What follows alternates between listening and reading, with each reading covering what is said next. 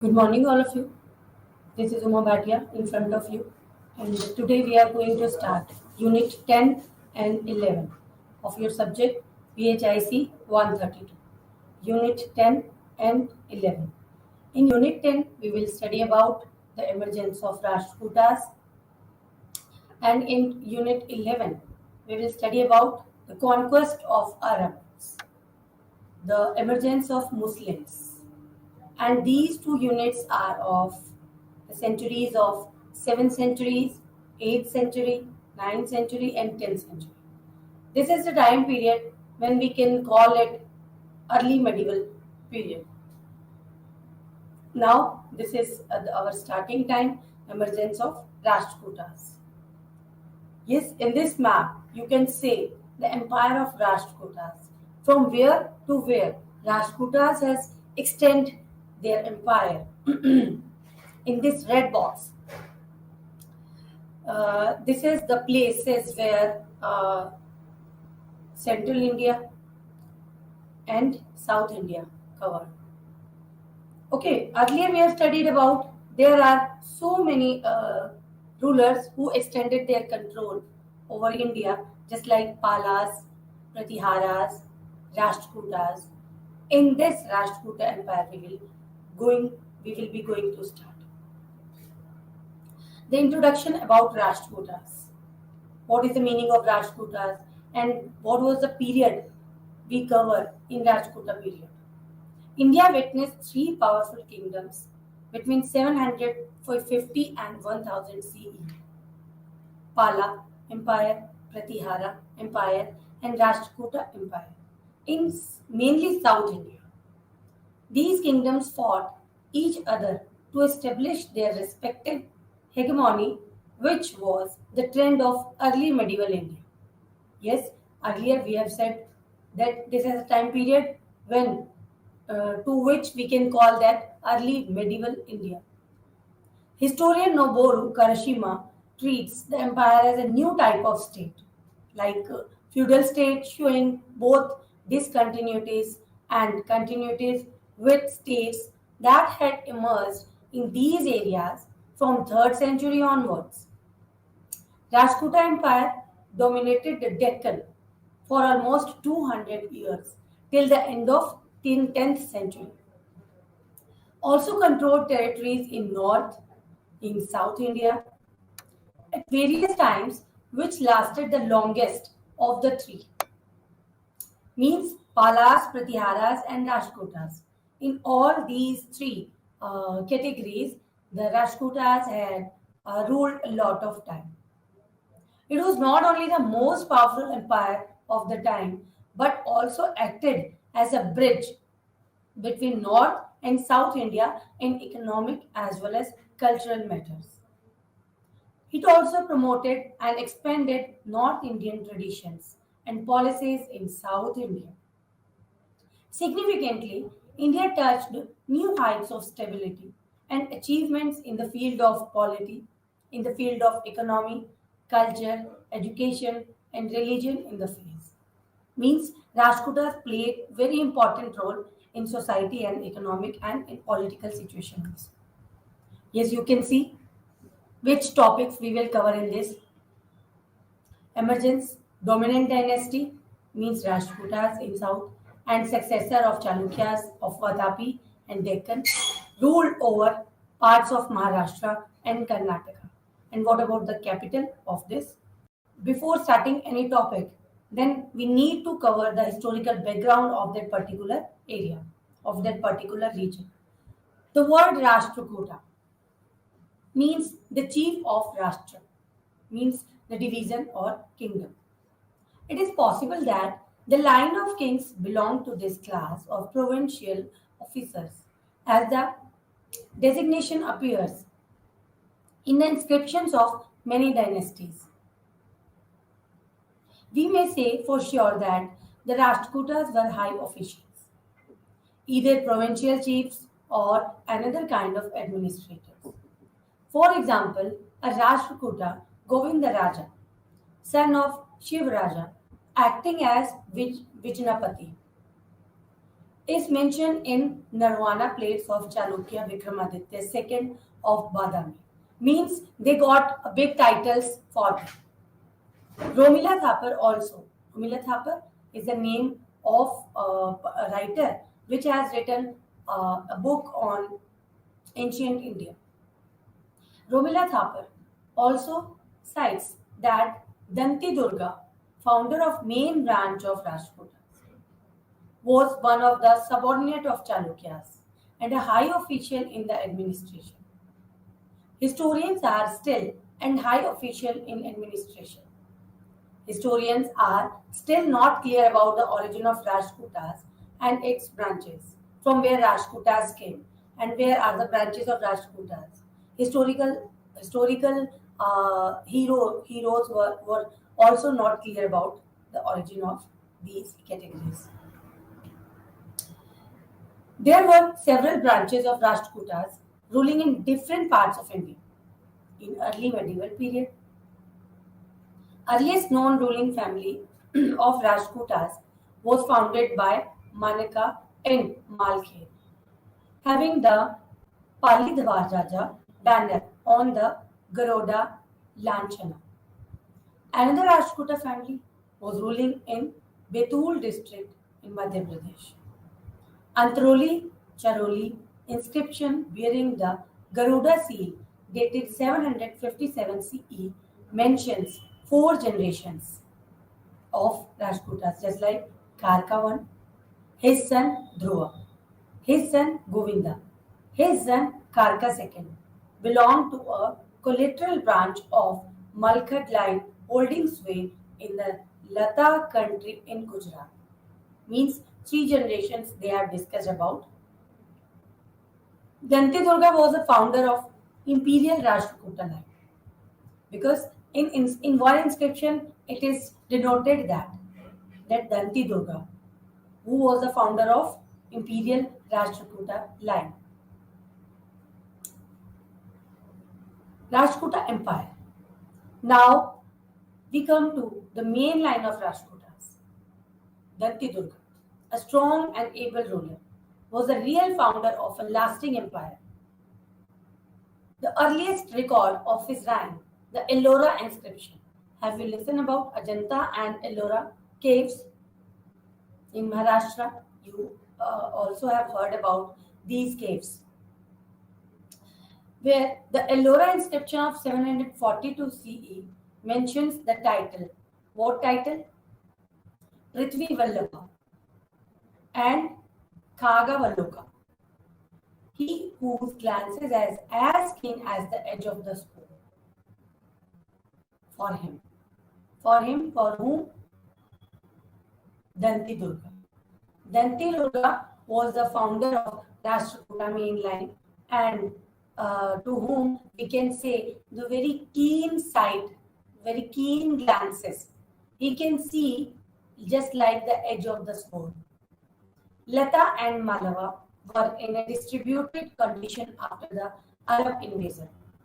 And taking that advantage, Danti Durga took control of territories. Danti Durga also attacked Kanchi.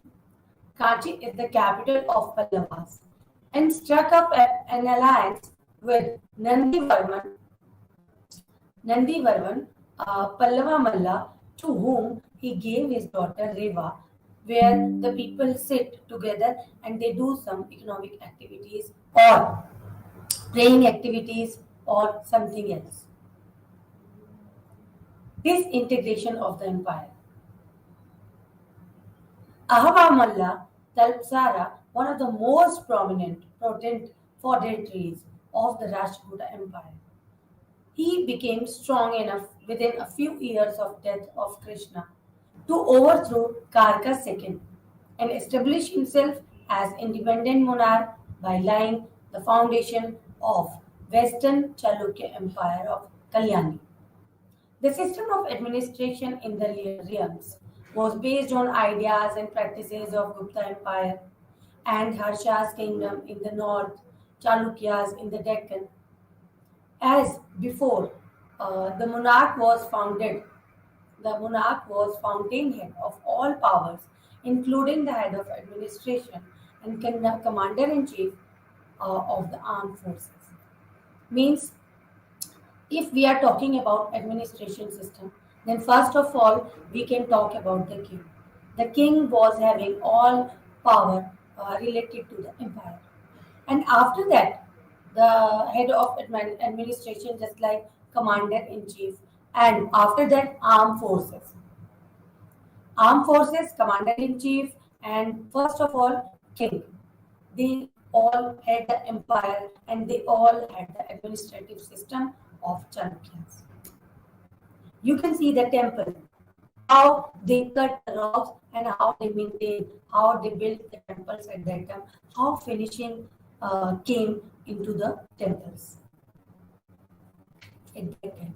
The temples of South India. Rajputa kings had large and well organized infantry, cavalry, large number of war elephants mentioned in the chronicles of Arab travelers. Because at that time, Arab travelers entered in India. They are trying to enter, and some of Arab travelers came to India in search of jobs, in search of works, in search of any interesting thing related to India. The large armed forces were directly related to glamour and power of the king, which was also essential for the maintenance and expansion of empire in the age of wars.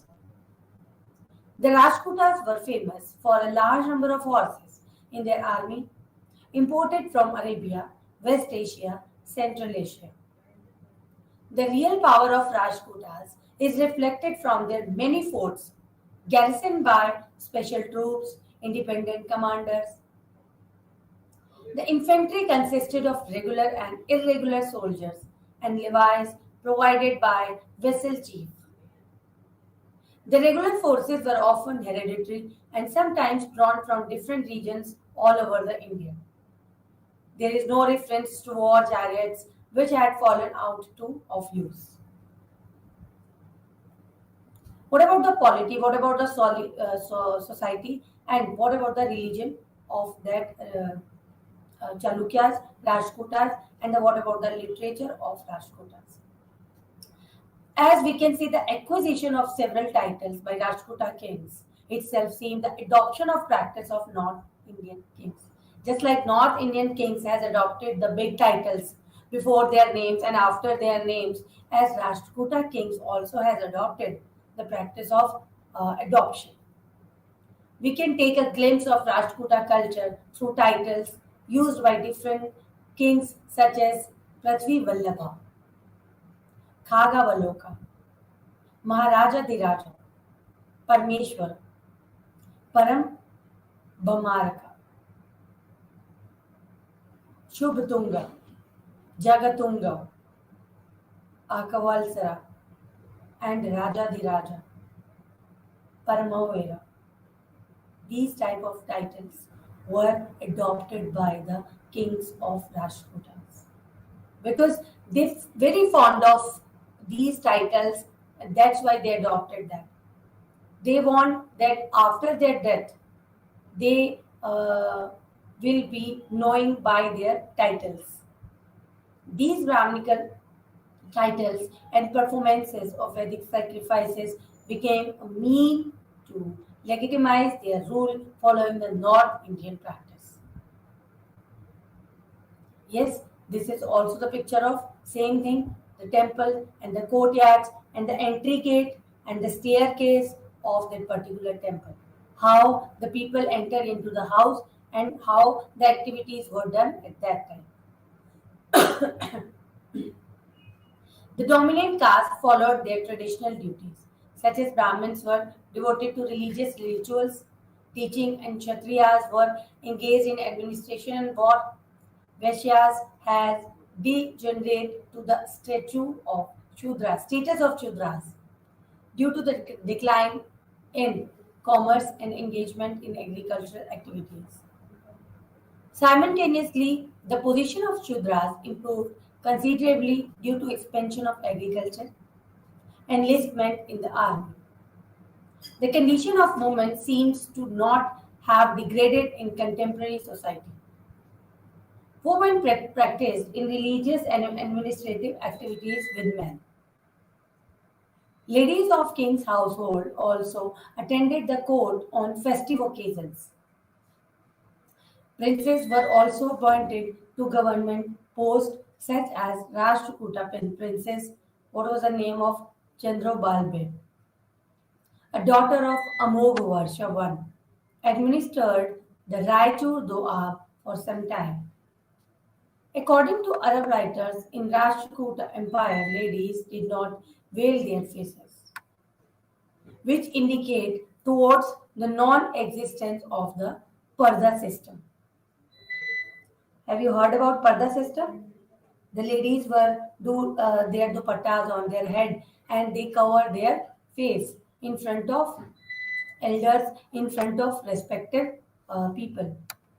That was the trend of that time. What about the summary of Rashtrakutas? The history of Rashtrakutas is considered as an important phase in the history of India. From the collapse of Chalukyas of Badami to the revival of Chalukya power under Tela II at Kalyani in roughly 2 centuries.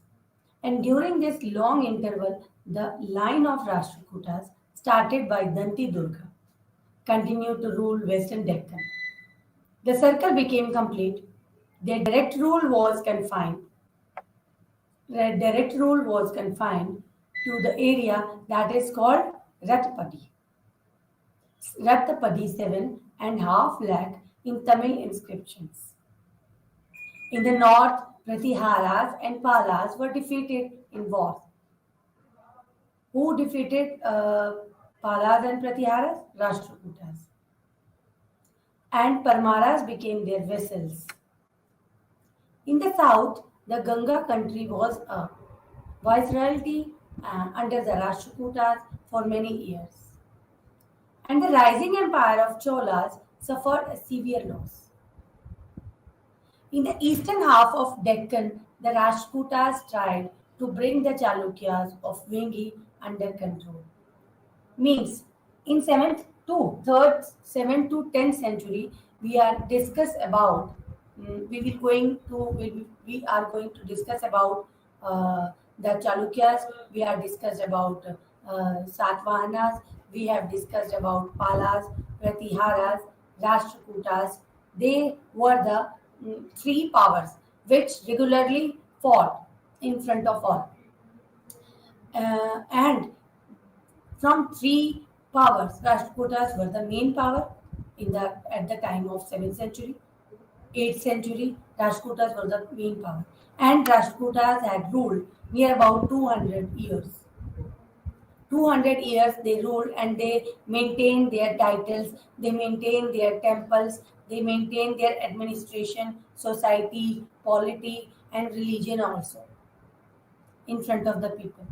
And they adopted the title as they wanted that the people will recognize them after their death also with the help of those titles. That's why they adopted the titles. Yes, you can see the temple cutting of that particular time. How the caves were cutted by the artisans, art and craft workers at that time. How hard work is going to show in front of you. Next, Unit 11 is the Arabs, invasions and expansion. How Arabs came to India and how they invade India and how they expand to India, from which places they came. You can see the map related to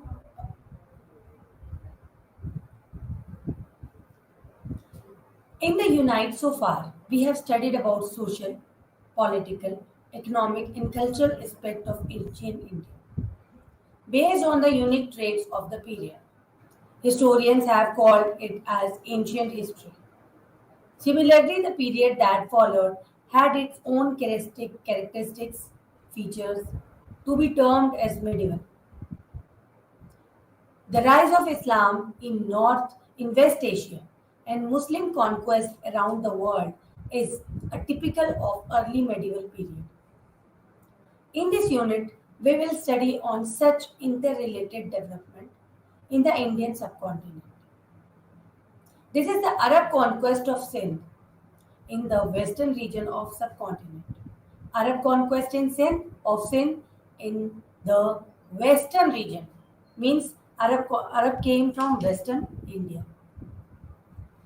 You can see the map and you can see the picture related to that particular period. That time we can call it early medieval period because medieval started from 8th century to 18th century. Okay, we can call this period medieval period, but before 8th period we can call it early medieval period. After ancient and before medieval, this time period is known as early medieval in Indian history.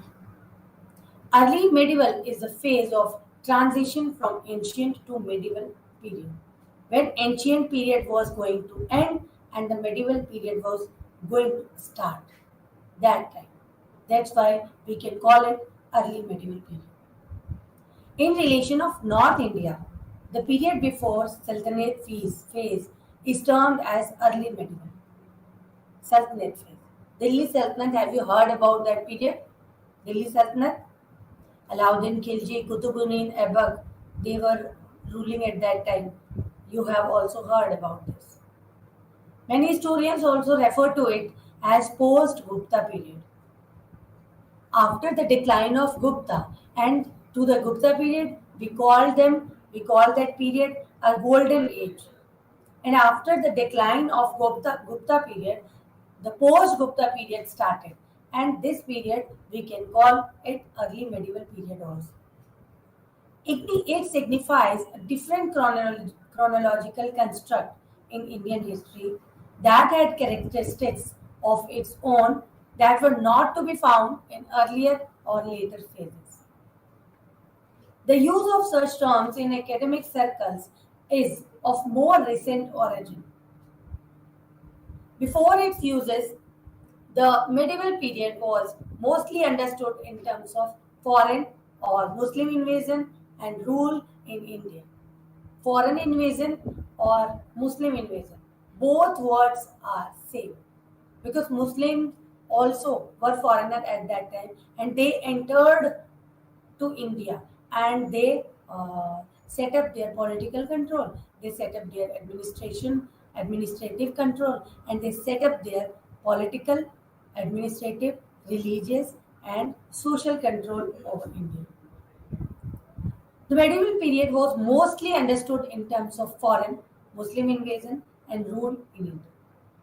However, with in-depth micro-studies in medieval India history, it was realized that the various cultural traits found in Indian region that cannot be integrated together under a single term of medieval. In the beginning, Niharanjan Ray attempt a multi-dimensional characterization of medievalism. He envisaged three sub-periods within the medieval, namely the rise and spread of Islam in 7th and 8th centuries. As have you heard about Muhammad Sahib? Have you heard about Muhammad Sahib? Yes, you all have heard about Muhammad Sahib. Prophet Muhammad, we also can say that. Prophet Muhammad. In 711, when Arabs conquest to India, that time it was the starting of Muslim period of that time. The Muslims came from Arab and they inhabited there and they settled themselves into India at that time. The religion of Islam was founded in 7th century by Muhammad. As Sikh religion is founded by Guru Nanak Dev. As Buddha religion was founded by Gautam Buddha. And Jaina religion, was founded by some Jaina Tirthankar, and it was ended. It was the last saint of Tirthankaras. It was the last Tirthankara was Mahavir Swami of Jainism. as we are going to study about Islam. The religion of Islam was founded in 7th century by Muhammad. And who was the Muhammad? An Arabian merchant from Mecca. At this time, the region of Arabia was inhabited by several warring Bedouin tribes following pagan faiths, worshipping many deities at that time. They constantly fought with each other over economic and religious issues. They wanted to expand their economic issues and their religious issues at that time. However, Muhammad unified these Arabian tribes with his monotheistic teachings. Perhaps this was the biggest contribution of Muhammad in Arabia. Along with bringing this was the biggest contribution of Muhammad in Arabia, and along with bringing this unity, his new faith has generally influenced the political and economic policies of future Muslim states as well, with the teachings of Muhammad. This is a picture when the followers of Muhammad Sahib as gaining their control over the people. And that time, other rulers who was ruling at that time, that period, on that particular places, the rulers had got teased from this. Why they teased from this? Because the followers of other religion, the followers of other people were increasing at that time, and they got very much fear that they will uprooted its root. They will be uprooted. They will uproot their control from that particular area. That's why they became rival and they fought with each other. Then Muhammad Sahib had gone to Medina, to Mecca, and this time period was known as year, Hijri calendar. When Muhammad Sahib had gone to Medina from Mecca in the search of shelter, in the search of peace, and then they went there. What is Chachnama? Chachnama is a book. As far as the historical sources on Arab conquest on Sindh are concerned, there is a miserable dearth. Arab conquest on Sindh. Even the Arab sources only give brief, scant details or passing reference to this episode. While discussing the rise and expansion of early Islam, the conquest is compressed into a new phases of Futu al-Buldan of al-Baladuri. This is the time period when Muhammad Sahib came there, Mecca to Medina. Al-Madaini gives plentiful information on the Arab conquest of Transoxiana, but Singh finds little mention in his accounts.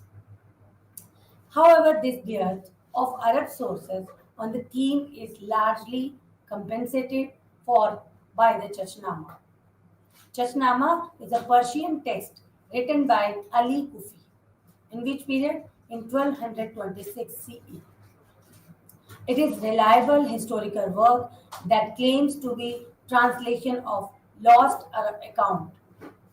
Dealing with the history of this conquest, it is only to Chachnama that one can give the credit of providing detailed information on Arab invasion of Sindh. Arab invasion of Sindh. Who was the narrator of Chachnama? Then what was the narrative of Chashmana? We will discuss about this in this picture. As mentioned before, historians like Friedman and Ahmed Asif, historians Friedman, Ahmed Asif, have rejected the view of seeing it only as a history of conquest of Sindh. Their detailed study throw light on other aspects as well. Friedman opines that the text may be divided into four parts, starting from the varied details on the praise of Prophet Muhammad. The Arab warriors and Arab manuscript describing Muhammad bin Qasim's military exploits in Sindh. Further, it described the Awadh invasion of Sindh, Arab invasion of Sindh. Starting from King Chach, it gives the intricate details on his successors. It enumerates the journey of a Brahmin named Chach bin Silaji, from being the chief minister of King of Sindh to his own rise to power with the queen's help after the king's death. Nick, this is the picture. This was the picture which you can take by Chachnama. Chachnama is a Persian chronicle at that time. This was the main source to know about Arab invasion to Sindh. The conquest of Sindh. How the Sindh was conquered by the Muslims, Arabs. The region of Sindh is located on south-eastern zone of present-day Pakistan. This area on the western coast of Indian subcontinent has a long history. Since ancient times, it has been a hotbed of trade and commerce. When Arab invade to Sindh, then traders and so many businessmen came to that place particular for the purpose of trade. The Arab merchants had active trade relations with their Indian and Southeast Asian counterparts. They were known to the sea routes to the western coast of India. From there, they came to India. To be precise, these merchants sailed from Siraf and Hormuz on Persian Gulf to the mouth of Indus, and thence to Sapera and Kanbe and further to Calicut. Calicut, ancient name of Calcutta, and other ports on Malabar coast. They brought back tidings of Indian wealth and luxury goods like gold, diamond, jewel idols, etc. to Arabia. Therefore, as India had been famous for its riches for long, because all Indians, all other world countries has heard about India. That this was the name of this was the name of Indian. We can say that India has so many things, and India was given a long riches to that time. The Arabs wanted to conquer it because they have heard a lot of stories related to India. That's why Arab wanted to conquer it. After their Islamization, they had the proselytine zeal that made them overrun many regions in Middle East, Middle Europe, and Africa and Asia. All wanted to conquer, all wanted to came to India to see about the stories which they have heard that is right or wrong, just to check the India. Muhammad bin Qasim and the conquer and his expeditions. He was the 17 years old Umayyad general who had led the conquest of Sindh. There were two type of groups just like Umayyads and Abbasids. And from Umayyads, that was Muhammad bin Qasim. He was the 17 years old Umayyad general who had led the conquest of Sindh. This adolescent conqueror followed in the footsteps of Alexander. Alexander was the name of Sikandar the Great. Footsteps of Alexander in carrying a new faith and a new culture into Indus Basin. On the footsteps of Sikandar, on the footsteps of Alexander. He has been mentioned in the Chachnama between the years 709 to 711 CE when Hazaz, the governor of Iraq, had made him the head of an expedition against Sindh. Muhammad bin Qasim was a nephew of Hazaz, and he was being an able commander, and he was appointed by his uncle. Who was the uncle? Hazaz. He was appointed by his uncle as the head of frontier district of Makaran. He was given a mission of conquest in the direction of Sindh because he that time he his direction was of Sindh. Muhammad bin Qasim's expedition against Sindh was prepared with utmost care. That was the backbone of his force. What was the backbone of his force? That consisted of 6,000 men of the gun of Syria and also various other contingents. Contingents means the area where the police and the area where the infantry were led. Shiraz was a base for planning the eastward campaign. Under Hazar's order, Qasim had stayed there for months, concentrating on his troops. They stayed there. You can see the picture from where they fought with the Sindh and they conquered the Sindh. Muhammad bin Qasim, the conqueror, and his expeditions. As a general, Qasim reached the delta of Indus, besieging the city of Debal by land. The additional war materials reached him by sea because sea was the only area from there they purpose the trade and their purpose to send their things to another place. Debal was a great city on the mouth of river Indus that was ruled by lieutenant of King Dahar. After this, the forces proceeded upwards in the Indus Valley. Then after that, they reached Niron, near the present-day Hyderabad in Pakistan, and it's surrendered peacefully. After this, many other regions like Sedusan, Savandari, Basmar, etc. were captured. Day by day, they capture all the places related to that particular area. Finally, Muhammad bin Qasim aimed to tackle Dahar himself by crossing the river Indus. When he crossed the river Indus and the the areas which were crossed to Indus, they counterpart him. On his part, Dahar, along with his strong army, valiantly fought the invaders for many days. However, he was badly defeated and killed by Arab forces. Subsequently, the capital of Brahmanand and also Alor were captured. Moving further northwards towards the eastern banks of Indus, Qasim aimed to conquer Multan. And Chachnama mentioned that Hazaz has directed Qasim to capture Multan as the final goal. They extended their control, Multan, Sindh, Hazaz, and after that, Hazar. So many places they uh, conquered that. And how was the death of Muhammad bin Qasim? The end of this valiant general was tragic. There are different narratives regarding his end journey.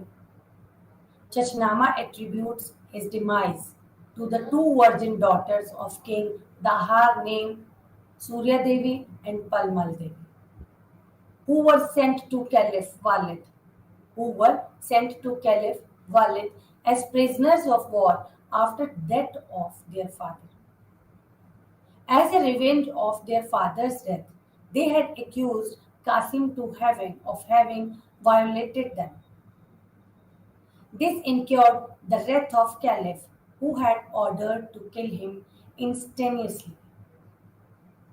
He ordered that wherever he might be, Qasim was to get himself sewn in cow's skin and to be sent to Caliph. After his death, when his body was shown to the two daughters, they revealed the truth of avenging Qasim for killing their father and Qasim for destroying their family. Subsequently, even they were punished with death by the Caliph. This is the place. uh, how can you distribute this? Just like Chalukyas we have studied about, and Mahajanpadas we have studied about. Mahajanpadas like Magdha, like Kannauj, there were so many Mahajanpadas. The update is, this is the map which was given the places, just like Pratiharas, Palas, Pandyas, Cheras, Cholas, Pallavas, the areas which were covered by these groups. This is shown in this map. Arab conquest of Sindh, a triumph without results. How Arab conquest of Sindh? Muhammad bin Qasim was the main responsible person for that, and after the death of Muhammad bin Qasim, it is shown here. Arab conquest of Sindh has seen as a triumph without results by scholars like Stanley Lane Poole, Elphinstone, etc. because there was no major viceroy. There no major victory for either Muslim Arabs or Indian rulers. They opined that this victory of Arabs was without any impact or result on the history of the Indian subcontinent. It could not affect the political or military conditions of the rest of India. The Arab rule only got confined to the Sindh region, and the Indian rulers ruled their states without fearing or ousting the Arabs from their frontiers. The influence of Arabs was restricted to only a small part of subcontinent. They could not get a foothold in Indian subcontinent. Unlike the Tuts, who had established a full-fledged state a few centuries later in Delhi Sultanate from 12th century onwards. In Delhi Sultanate, in 12th century, 1206, when Alauddin Khilji came to India to search about new things, to rule on India, on Delhi Sultanate. However, the scholars criticized the viewpoint have given valid arguments for refuting it. They hold that even though the claims provided the basis for later Muslim policy in the subcontinent. Under the able guidance from his uncle Hazaz, he had given socio-cultural and religious freedom to the defeated population. By the time Islamic law had been codified and stringent provisions were given for the idolaters. The reason why we find these provisions were not followed on Hindus was mainly due to tolerant policies of Qasim. He exhibited the political acumen to keep the native social customs and traditions intact. Neither did he lead the forceful conversion of the non Muslims nor to end the social institutions like caste system, etc. This was how the caste system remained untouched and was followed as even before. Muhammad bin Qasim leading his troops in battle. You can see the picture in this. And what about the rise of Islam? The rise of Islam in early medieval period had far-reaching political, socio-economic, and cultural implications around the world. Its first contact with the Indian subcontinent in 8th century is mostly known from Persian text named Chachnama. Chachnama is a source that enumerates the history of sin in general. However, the colonial understanding of it was one of origin of Islam in Indian subcontinent. The trend of seeing it only as a source on the rise of Islam or conquest of sin sprang from this understanding, and it has largely been refuted by the contemporary historiographers. They see the details of the conquest only as one of its aspects. The text is an enumeration of the history of Sindh in general. We have discussed about the conquest of Arabs in Sindh, when the Muhammad bin Qasim conquered Sindh, how the Muhammad bin Qasim conquered the Sindh, an expedition towards Sindh, and where was the area which was connected to Sindh, and how he entered to Sindh in in from with the help of Indus River. He conquered Sindh when uh, captured he captured beside the area where Sindh was connected, and he extend his empire after the Sindh also. Qasim aimed to tackle Dahar himself by crossing the river Indus. On his part, Dahar, along with a strong army, valiantly fought the invaders for many days, because the invaders came at that time to invade some part of India, some part of that particular Sindh, Multan, Kutch, all the things for this. He was badly defeated and he was killed by Arab forces, because Arabs were very strong force at that time. Subsequently, the capital of Burmanand and also Alor was captured. Moving further northwards towards the eastern bank of Indus, Qasim aimed to conquer Multan also. Now he wanted to trade, he wanted to invade Multan also.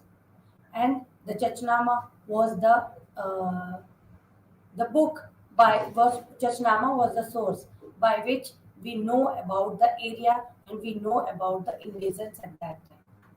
The Chachnama mentions that Hazaz has directed Qasim to capture Multan, and Multan will be the final goal for Muhammad bin Qasim.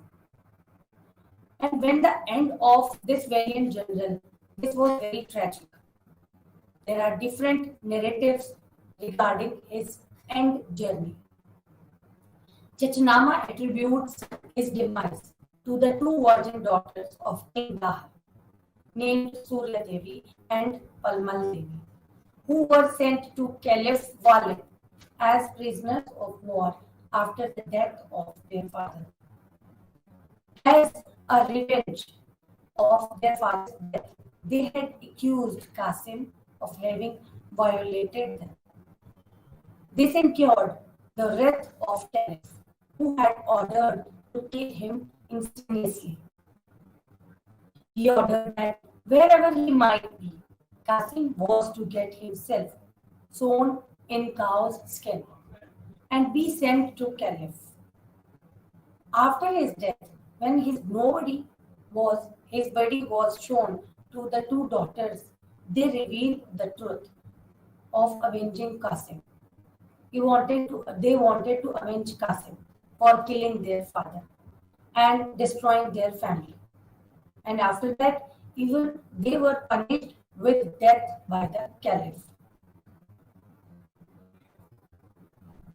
Arab conquest of Sindh has been seen as triumph without results by scholars like Stanley Lane Poole, and after that Elphinston, they both etc. because there was no major victory for either the Muslim Arabs or Indian rulers.